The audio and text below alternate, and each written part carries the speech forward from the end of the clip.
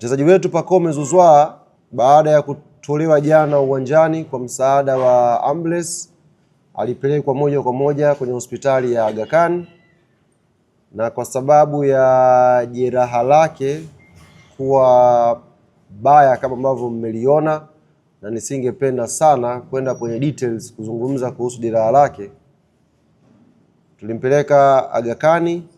na kaingia moja kwa moja emergency, na jopo la wataalam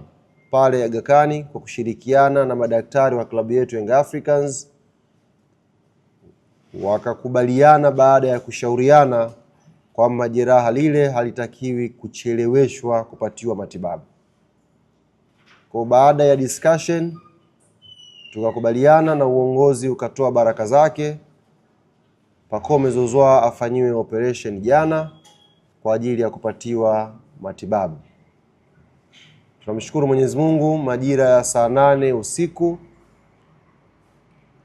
operation hiyo ilikuwa imekamilika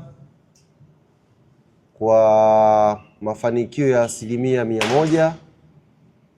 na kwa mujibu wa ripoti ya madaktari watakuwa na wiki 6